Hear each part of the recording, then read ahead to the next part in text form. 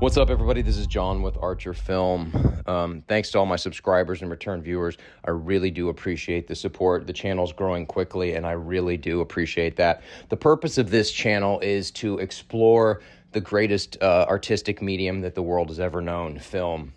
When film is done well, it can not only entertain you, but it can also enhance your life, enrich your life, and change you. It can create catharsis and meaningful change inside of you.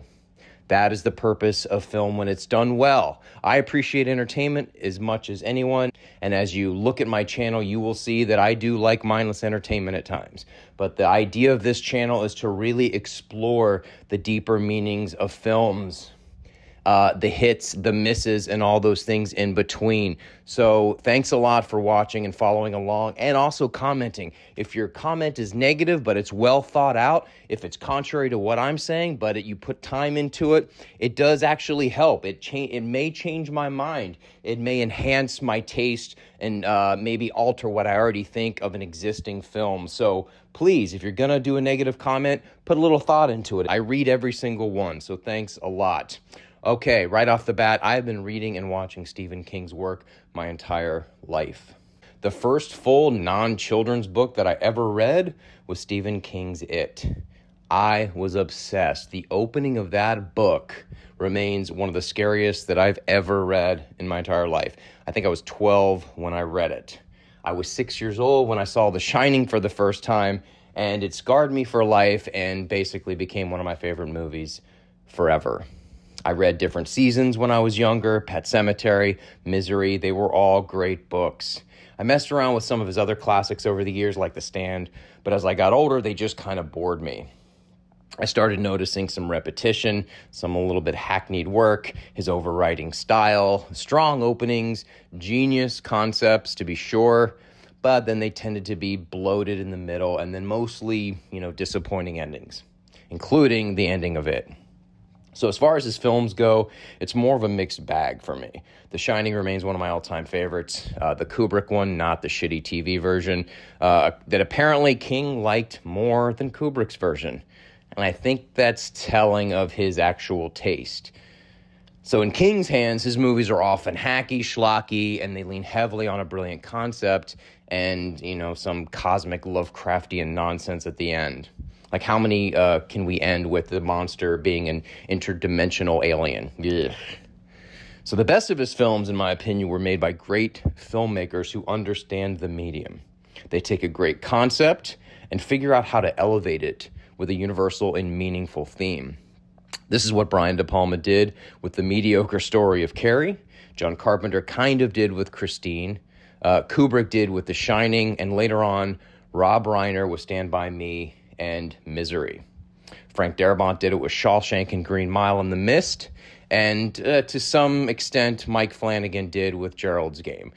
Gerald's Game is one that people told me to watch, and I could not get through the first half many times. Finally, when I gave it a second try and watched it all the way through, I was delighted. It was carnage. The horrific stuff at the end was truly scary. So, Gerald's Game gets a pass from me. King has tons of films, so I'm not going to get into all of them, but it's fair to say that the ones he adapted into screenplays himself are the worst. And in my opinion, that's shows his flaws.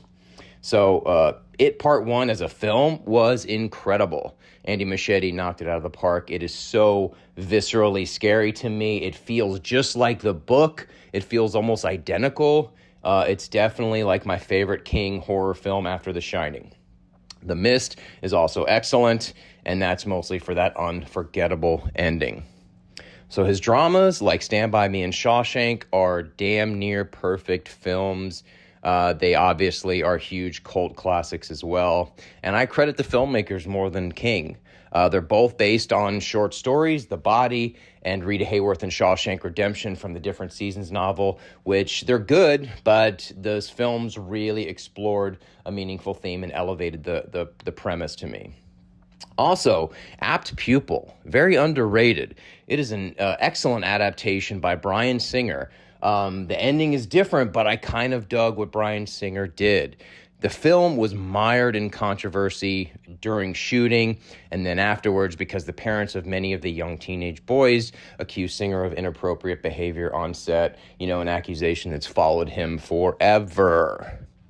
There's also a trend in Stephen King's films and books, let's call it the Magic Negro character, kind of a cliche character, obviously Green Mile, but in The Outsider, If It Bleeds, The Shining, Dr. Sleep, and I think a few others. It's just one of those things that when you see it turn up over and over, you kind of cringe. I tried watching the original Dead Zone, and I love Cronenberg, but the movie itself feels cheap and sort of badly executed, even for its time. Cujo, Cat's Eye, and Creepshow, they have special places in my heart as I grew up with them, and they kind of really penetrated the zeitgeist. I mean, Cujo, think about that name. Everyone knows what that means. That is wild. They really penetrated the zeitgeist. But they're far from great films. You watch them and they're kind of cheesy to this day. Pet Sematary is a chilling book, if not a little bit overwritten and a little cheesy at times. And, the original film had its moments, especially the Zelda moment still makes me cringe. But the other films based on it were kind of mediocre at best. It's movies like Sleepwalkers and Maximum Overdrive that really reveal how cheesy, Stephen King is as a writer. There's the nerdy outcast characters, bad dialogue, really cheesy dialogue, really. There's always an oldies pop song written into the narrative that makes you sing it while you're reading it, and you're just kind of like, I don't remember that song. What is this song? Without hearing the song itself, you're reading the words, and it just kind of gets lame to me. I think it's known by now that he doesn't know how to end most of his books. As prolific as he is as a writer and as high concept genius ideas that he comes up with, just give us a meaningful ending for once, something that blows away. If you don't end anything well, whether it's a book or movie, then you kind of failed in my opinion, right? So instead of the sort of interlinked, films and cosmic Lovecraftian turtle thing, just give us a good, meaningful ending. Look, he's still the king of horror, and he has some absolute masterpieces. Although I give more credit to his filmmakers, he did still create the stories and the ideas. So, kudos to him for that. He is prolific like no one else, and his long-term sort of imprint on pop culture is absolutely undeniable. I mean, he's added words to the common lexicon like Cujo. In summary, his books are sometimes good, most times entertaining, and many times crap. And that's all from me. Let me know which of his that you like or dislike, and I'm talking books and movies.